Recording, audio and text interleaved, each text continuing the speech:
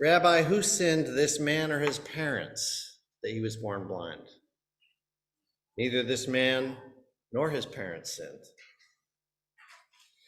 Now, to our ears, the question seems appalling and the answer obvious.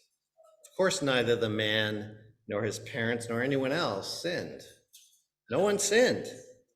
The man is simply blind. He was born blind because life is inscrutably unfair. But the people of Jesus' time and culture live in a world where the physical signifies the spiritual, where ill health or disability is a moral state. The man is blind, therefore, someone has sinned. The only question is who, the man's parents or himself. To them, it's the question which makes sense, and Jesus' answer that challenges and provokes, because that answer calls into doubt the whole worldview that frames the question. No one sinned, Jesus says. No one is at fault. In fact, the man was born blind so that God's works might be revealed through him. In other words, the low one, the one forced to beg for a living because he cannot see, the one despised as sinful, that one is truly holy. That one is a window through which God's works will shine. And then Jesus does this intimate thing, makes a paste of dust and spit, holds the man's cheekbones in his long fingers, touching the untouchable, and gently daubs the mud on his eyes. Go wash in the pool that means sent, he says. Go become one of the sent ones. The man does, and he comes back able to see. Whoa, wait a minute, people say. We have rules. We have ways of doing things around here. We have authorities that get to decide who is healed and who is not. This out-of-towner going rogue could really mess with our system here. The folks he blithely cures could start getting ideas. People won't know their place anymore. There are some Pharisees around here who aren't going to like this. And so then the Pharisees start hauling people in for questioning, doing the old good rabbi, bad rabbi routine. Can we get the guy to confess he wasn't actually blind before? No. All right, let's put the screws on the parents. Well, they're afraid of losing their synagogue membership, so they're taking the Fifth Amendment.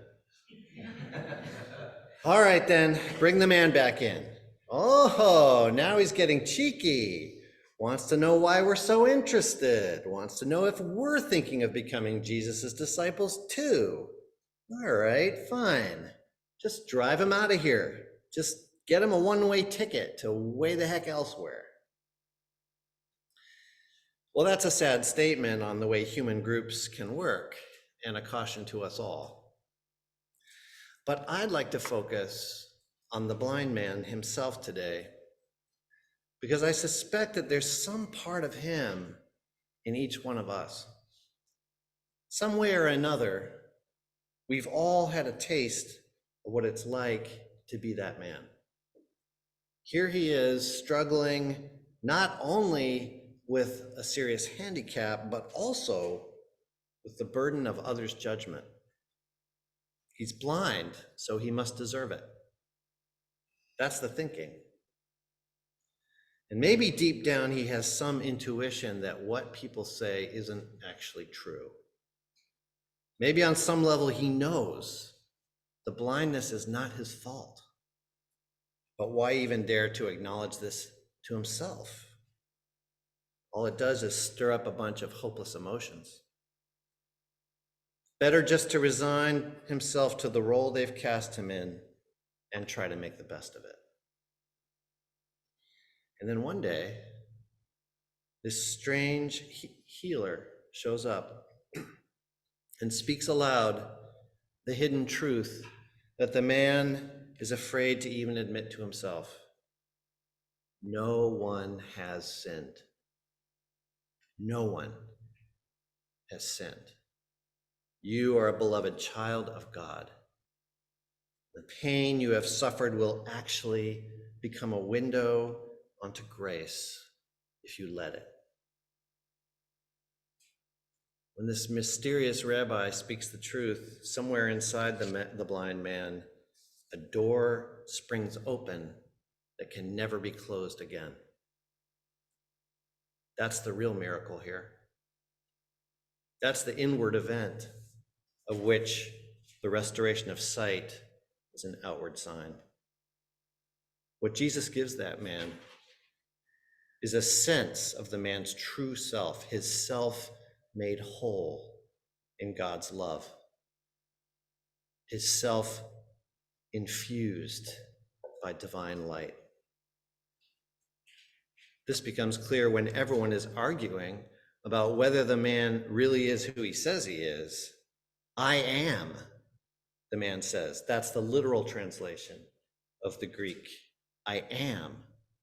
A phrase which clearly echoes God's revelation to Moses from the burning bush. Tell them, I am sent you.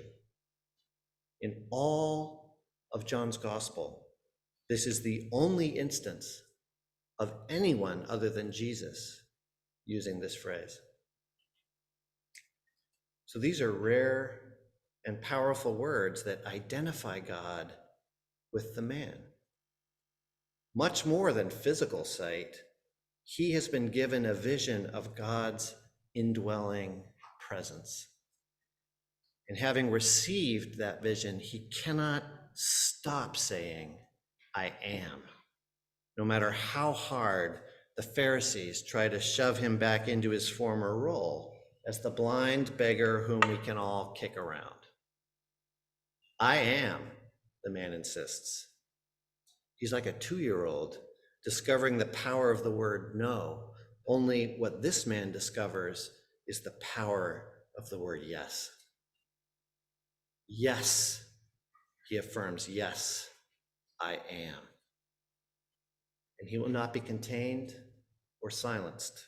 He has tasted his belovedness of God and will not surrender it even if they drive him from his home. I am. And so, friends, the point here is really quite simple.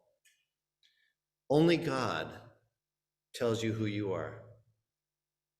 Not your political party, not your local newspaper, not your ex-spouse, not your mother-in-law, not your therapist, not a judge, not a jury, not the IRS, and not the church. The divine source of yourself, that spark that you have, is always there. Even in your most desperate hour, there, whispering the truth in your ear. Can't you see it? You are truly holy.